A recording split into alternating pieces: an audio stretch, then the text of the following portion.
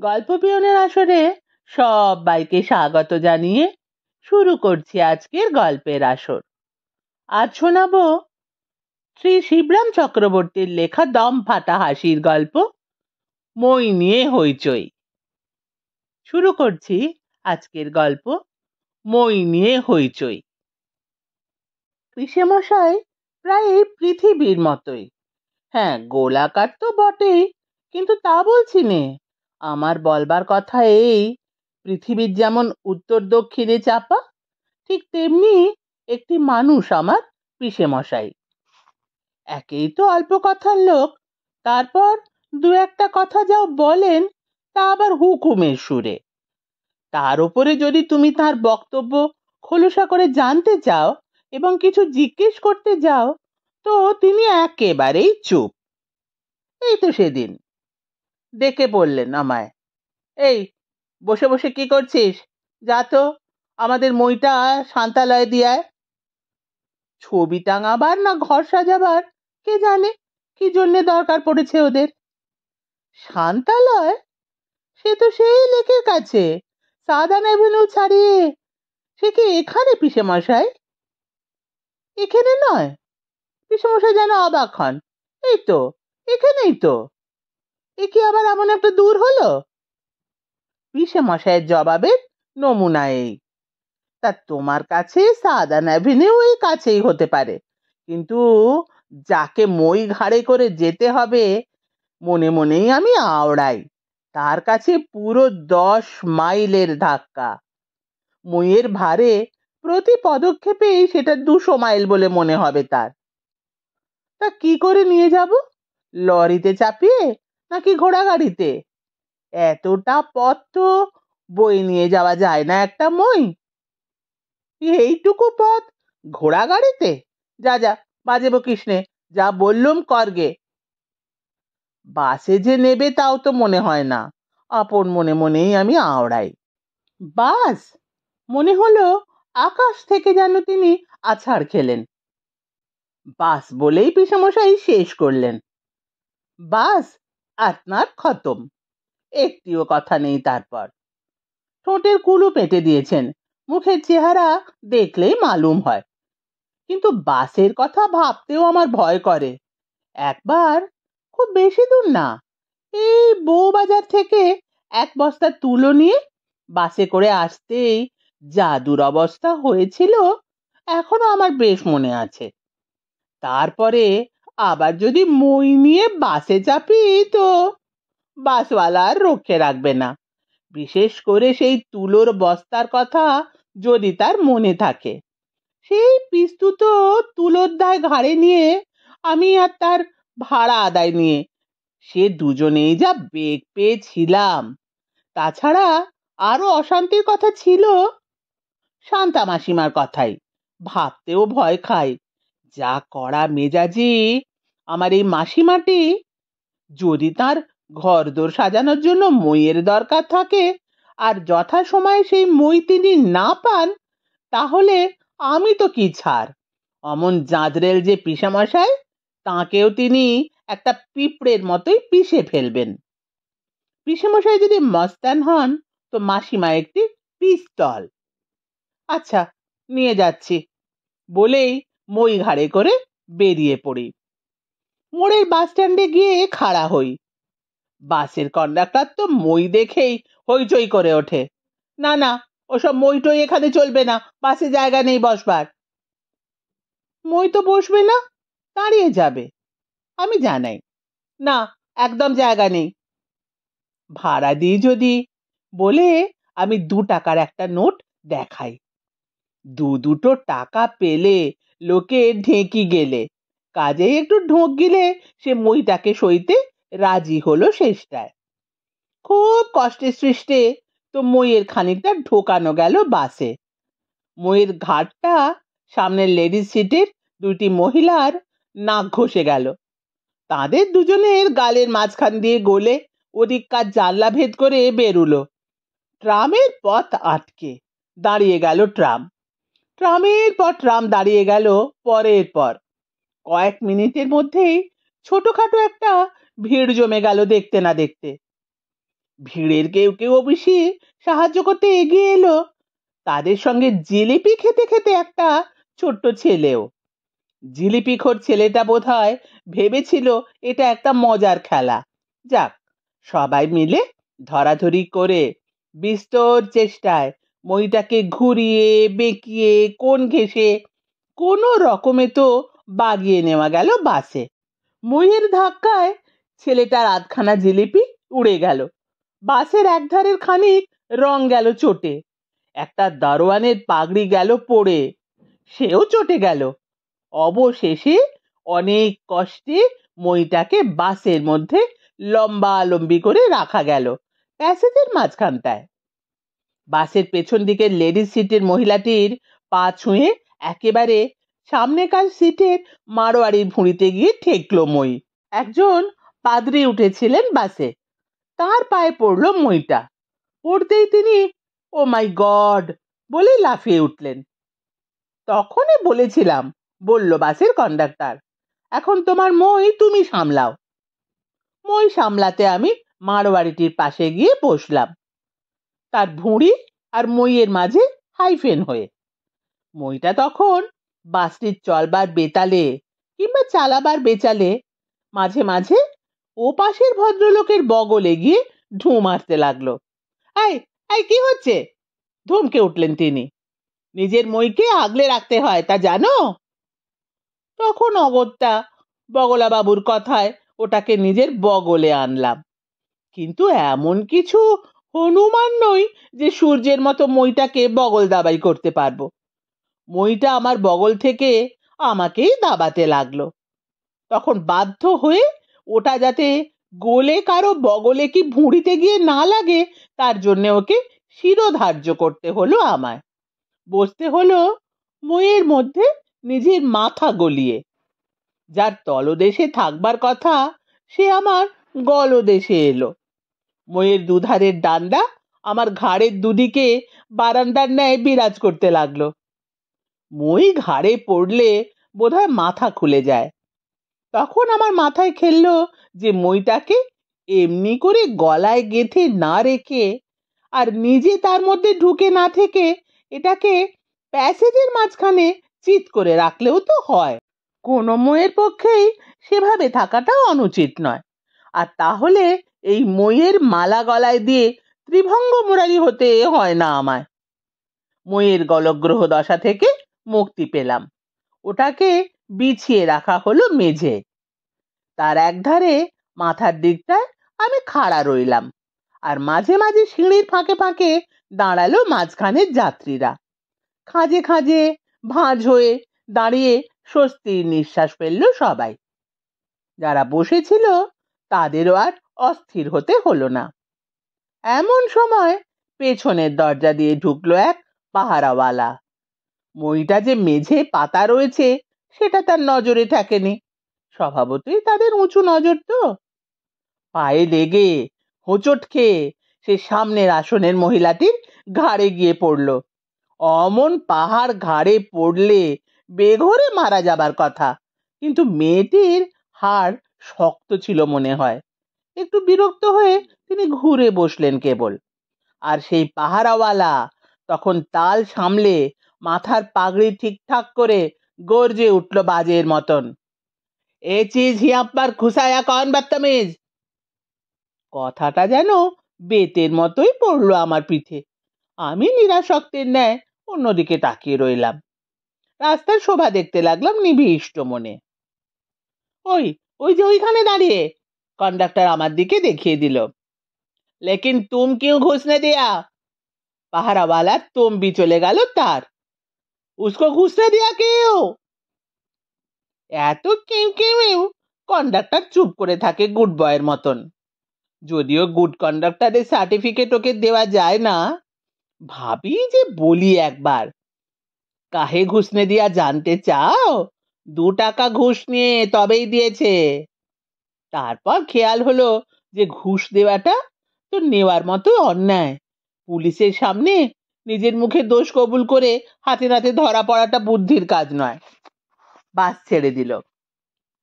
পাহারাওয়ালাটা সিঁড়ির সব থেকে নিচের তলায় দাঁড়িয়ে নিজের মনে গজরাতে লাগলো। বাসের ভেতর সিঁড়ি রাখাটা কত সিরিয়াস বাস ছাড়তেই তা টের পাওয়া গেল। আর তারাই টের পেল বেশি করে যারা মইয়ের খাঁজে খাঁজে পা ভাঁজ করে দাঁড়িয়েছিল। বাস চলতে শুরু করতেই তারা টলতে লাগলেন। মইয়ের ছোট ছোট খুপড়ির চৌকোর মধ্যে দাঁড়িয়ে চলতি বাসে স্থির হয়ে থাকতে পারে এমন চৌকস লোক অতি বিরল। এক ভদ্রলোক তো থাকতে না পেরে চেঁচিয়ে উঠলেন, ইস বেজায় লাগছে, আর তো পারা যায় না, উফ। মই তো শোয়ানো রয়েছে মশাই, লাগবার তো কথা না, আমি বললাম।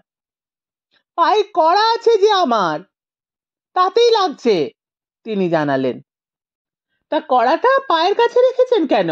হাতে রাখলেই তো পারেন। আমি হাত বাড়িয়ে বলি, দিন, আমার হাতে দিন। দিতে পারলে তো বাঁচতুম। তার কাতরানি শোনা গেল। হায়, পায়ের কড়া যে কারো হাতে দেখা যায় না, আহ গেলাম বাবারে।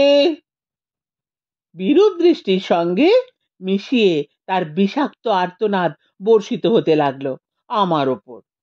অগত্যা বাধ্য হয়ে বলতে হলো আমায়, কড়া নিয়ে তাহলে ওঠেন কেন বাসে? বাসায় রেখে এলেই তো পারতেন। কড়া নিয়ে বাসে যে আসতেই হবে এমন তো কোনো কড়াকড়ি নেই। মই নিয়েই বা আসে কেন লোকেরা? আমার কথার জবাব দিলেন সেই মারোয়ারি ভদ্রলোক। গোড়াতেই নিজের ভুঁড়িতে আমার মইয়ের চোট জিনিস সইয়েছিলেন। কন্ডাক্টর বলল, আহাম্মক। আমাকেই বলল মনে হয়। পাহারাওয়ালাটা চোখ পাকিয়ে তাকিয়ে থাকলো আমার দিকে। আমি কি ইচ্ছে করে পায়ের কাছে এই কড়া রেখেছি? পায়ের কড়া বাসায় রেখে আসবো তুমি বলছো? ভদ্রলোক ভারী খাপ্পা হলেন। বলছো তুমি? বটে? বেশ বেশ, তাহলে দেখো আমার পায়ের কড়া, দেখো একবার ভালো করে। ভদ্রলোক তার পা তুলে দেখাবার চেষ্টা করেন আমায়। আমি দেখলাম পায়ের কবজির কাছে কালো পানা উঁচু হয়ে ঢিবির মতোই কি যেন একটা। পায়ের মাংস উঁচু হয়ে মাংসের বড়া বলেই আমার মনে হলো। মোটেই হাঁড়ি কি কড়াইয়ের মতো নয়, চাটুর মতো না। তাকে কড়া বলা নিতান্তই ওর চাটুকারিতা। আমার মতো অনেকেই কৌতূহলের বশে কড়াটাকে দেখছিল। তিনিও ওই ভিড়ের মধ্যে যদ্দূর সাধ্য পা তুলে দেখাচ্ছিলেন। কিন্তু বাসের আন্দোলনে এক পায়ে স্থির হয়ে থাকা কারো কম্য না। অচিরেই তিনি উল্টে পাদ্রিটার ওপর গিয়ে পড়লেন, একেবারে অপদস্থ হয়ে। ও মাই গড! পাদ্রিটা চেঁচিয়ে উঠল পুনশ্চ। কড়াওয়ালা পাদ্রির কোল থেকে উঠে খাড়া হলো আবার। দেখলেন তো সবাই আপনারা, ছেলেটা চাইছে এই কড়া ওর হাতে দিতে, দেখুন একবার। হা হা হা হা, ওরে বাবা রে, গেলুম রে, ইস। খুনি হ্যায়, ডাকু হ্যায়, চোট্টা হ্যায়। আর এক চোট এলো পাহারাওয়ালার কাছ থেকে, উসকো হাত কাড়া লাগানা ঠিক হ্যায়। এবার আমি একটু ভয় খেলাম। পায়ের কড়া আমাকে দেয়া না গেলেও এক্ষুনি আমায় পাকড়ানো যায়। পুলিশের পক্ষে কিছুই অসম্ভব না। পাহারাওয়ালার ধার ঘেঁষে দুটি স্কুলের মেয়ে উঠল বাসে, চৌরঙ্গি টেরেসের কাছ থেকে। এলগিন রোড আসতে অনেক খালি হয়ে গেল বাস।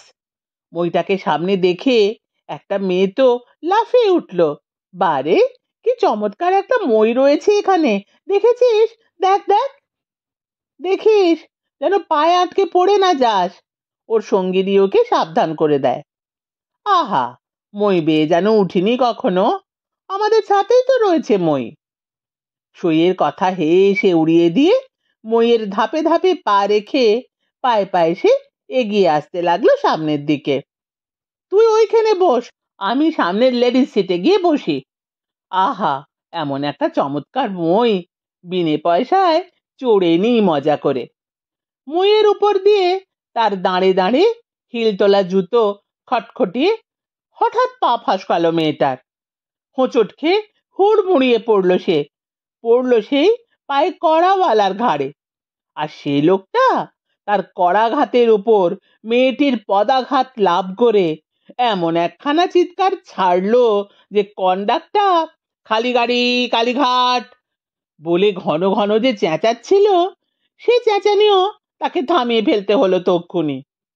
তার অমন সঘন যে আওয়াজ, তাও চাপা পড়ে গেল সেই করাল কণ্ঠের দাপটে। আর মেয়েটার এক পাটি জুতো তার পায়ের থেকে খুলে বেরিয়ে গেল হাজরা রোডের মাথায়। হাজার লোকের মাঝখানে মনে হয় ভিড়ের মধ্যে চিরতরেই হারিয়ে গেলেন শ্রীযুত। বাস থামলো কালীঘাটের স্টপে এসে। মেয়েটা কন্ডাক্টরের দিকে তাকালো। আমার জুতো? আমি তার কি জানি, ওই লোকটার মই, ওকেই বলুন। মেয়েটি কিছু না বলে শুধু দুটি প্রশ্নবাণ নিক্ষেপ করলো আমার দিকে, নীরবে তার দুটি চোখ দিয়ে। আমার কি দোষ? মানে আমার মইয়ের কি দোষ? তার চোখ দেখে আর রোখ দেখে মইয়ের হয়ে সাফাই দিতে হলো আমায়। তুমি যদি মইয়ের কাঠিতে পা দিয়ে হাঁটিতে হাঁটিতে না আসতে, একটু চেষ্টা করলে অনায়াসেই ফাঁকে ফাঁকে পা রেখে আসা যেত, তাহলে আর এই দুর্ঘটনা ঘটতো না। আমি কিন্তু ছাড়বো না, 5 টাকা নেব তোমার কাছ থেকে। মুখ খুলল মেয়েটি। আমার জুতোর দাম। ততক্ষণে তার সঙ্গিনী সন্তর্পণে মইয়ের ফাঁকে ফাঁকে পা রেখে এগিয়ে তার পাশে এসে দাঁড়িয়েছে। সে বলে উঠল, ও তোর এক পাটির দাম রে, অন্য পাটিটা কি আর তোর কোনো কাজে লাগবে? ওটাও তো গেছে। তখন মেয়েটি তার অপর পাটিটা খুলে আমার হাতে তুলে দিল। এটাও তাহলে তুমি নাও। তোমাকে 2 পাটির দামই দিতে হবে। 10 টাকাই নেব আমি তোমার কাছ থেকে। 1 পয়সাও নেই আমার কাছে। জুতোটা হাতে নিয়ে আমি জানালাম, কেননা সত্যি বলতে 2 টাকার যে নোটখানা ছিল, সেটা নামার সময় কন্ডাক্টরকে দিয়ে আমার এই মই ছাড়াবার কথা। এই নোট আর মোট তখন একসঙ্গে খালাস হবে। তোমার না থাক, তোমার দাদার আছে। মেয়েটির বন্ধু সহাস্য মুখে বলল তখন, না হয় তোমার বৌদির কাছ থেকে এনে দাও। আমার দাদাই নেই তো বৌদি। আমার আরেকটি অভাবের কথাও দুঃখের সঙ্গে ব্যক্ত করতে হলো আমাকে। আমি আমার দাদা। পাহারাওয়ালাটা বুঝি আর সইতে পারলো না। সে গর্জে উঠল এবার, নিকালো ইহাঁ সে। আবি নিকালেগা। বলতে বলতে আমি তৈরি হই। বাসে আর এক দণ্ড অতিষ্ঠতে ইচ্ছা ছিল না। সাদান অ্যাভিনিউ এসে পড়েছিল। রোকো বাস, উতারো ইয়ে উজবুক কো, হটাও উসকো ইয়ে চিজ। গর্জাতে থাকে আইনের কর্তা, দণ্ডমুণ্ডের মালিক। ড্রাইভার হকচকিয়ে যায়, বাস থামাতে বাধ্য হয়। আমিও মই নিয়ে নামি। সবাই সাগ্রহে ধরাধরি করে নামিয়ে দেয় মইটা। কোনো কড়া ছিল না, তবু পায়ে কড়াওয়ালাও হাত বাড়িয়ে সাহায্য করে। আর এদিকে পাহারাওয়ালার হুমকির সামনে হাত পাততে সাহস করে না কন্ডাক্টর। নিজের গুড কন্ডাক্ট দেখায়। 2 টাকা দূরে থাক, 2 পয়সাও ভাড়া দিতে হয় না মইয়ের। বাস চলে যায়। ফিরতেই দেখি মাসিমার বাড়ি, শান্তালয়, নাকের সামনেই। মই ঘাড়ে নিয়ে মাসিমার দ্বারে গিয়ে দাঁড়াই। মই কি হবে রে? মাসিমা তো অবাক। পিসমশাই আনতে বললেন যে? আমি আমতা আমতা করি, ঘর সাজাবার জন্যই নাকি দরকার তোমার? মই দিয়ে ঘর সাজাবো? গলায় দড়ি, বলিহারি বুদ্ধি তোর পিসের। মই দিয়ে কেউ আবার ঘর সাজায় নাকি? যত সব অলক্ষণ। নিয়ে যা, নিয়ে যা তোর বিদঘুটে মই। হ্যাঁ? শুনে আমার পিলে চমকায়। ফের এই মই ঘাড়ে নিয়ে যাবার কথায় এতক্ষণে দৃশ্যগুলি চোখের সামনে ভেসে ওঠে। আমি শিউরে উঠে বলি, নিয়ে যাব মই তুমি বলছো? এক্ষুনি, এই দণ্ডে। চেঁচাতে থাকেন মাসিমা। নিয়ে যা হতো ছাড়া বইটাকে আমার চোখের সামনে থেকে। দূর কর, দূর হ। যত সব পাপ, সবাই তোরা অলক্ষণ। মই সমেত দূরীভূত হবার জন্য ঘুরতেই একটা ট্যাক্সি এসে দাঁড়ালো পাশে। পিসেমশাই নামলেন তার থেকে। তক্ষুনি জানি, বলতে বলতে নামলেন তিনি। জানি যে তুই একটা হতমুখ্য, নিশ্চয় একটা গোল পাকাবি। তোর ঘটে একটুও যদি বুদ্ধি থাকে, যদি একটা কাজেরও ভার তোকে দিই কখনো। মাসিমা নিতে যাচ্ছে না যে মই, আমি কি করব? বলছে যে দূর হয়ে যা তোর অলক্ষণে মই নিয়ে। আমি তোকে বললাম শান্তি আলয় নিয়ে যেতে, খান চারেক বাড়ির পরই শান্তি আলয়, আর তুই কিনা এই মই ঘাড়ে করে নিয়ে এসেছিস এখানে। শান্তি আলয়, শান্তি আলয় বললে তুমি? কখন বললে তুমি? এবার আমার রাগ হয় সত্যি। তুমি বললে না শান্তালয়, শান্তা মাসিমার বাড়ি, বললে না? শান্তালয়, শান্তালয় বলেছি আমি, বলেছি শান্তি আলয়। শান্তালয় আর শান্তি আলয় কি এক হলো? আ আর এ এক? পাঁটারা আর প্যাঁটরা এক জিনিস? আমি কোনো উত্তর দিতে পারিনি। মাথা মুন্ডু কিছু বুঝলে তো দেব। আমার তখন আক্কেল গুড়ুম। প্যাট প্যাট করে তাকাচ্ছিস কি পাঁটার মতন? পাঁটারা আর প্যাঁটরা কি এক হলো? পাঁটারা আমাদের পেটে যায়, আর প্যাঁটরার পেটে আমাদের জিনিসপত্র থাকে। পাঁটাদের 4 পা আর প্যাঁটরার কোনো পাই নেই। পাঁটারা ভ্যা ভ্যা করে। হয়েছে হয়েছে, আর বলতে হবে না। পিসমশাইয়ের ভ্যাকার দিয়ে ব্যাখ্যানায় আমি অস্থির হয়ে পড়ি। তবেই বোঝ, পিসমশাই তার বোঝা নামান। আকার আর একারে আকাশ পাতাল ফারাক, নাকার আর ন্যাকারে যতখানি তফাৎ। স্কুলে যাস, কি যে পড়িস, কি শেখায় সেখানে শুনি? পাঁটাদের কথা সেখানে পড়ায় না, তোমার প্যাটরার কথাও নয়। কিন্তু সন্ধি তো পড়ায়। শান্তি প্লাস আলয় সন্ধি করলে কি হয়? সেটা তোমার অভিসন্ধি। রাগ করে না বলে আর আমি পারি না। কিন্তু তা যদি তোমার পেটের মধ্যে থাকে, তোমার প্যাঁটরার ভেতর পুরে রাখো, তার আর টের পাবো কি করে?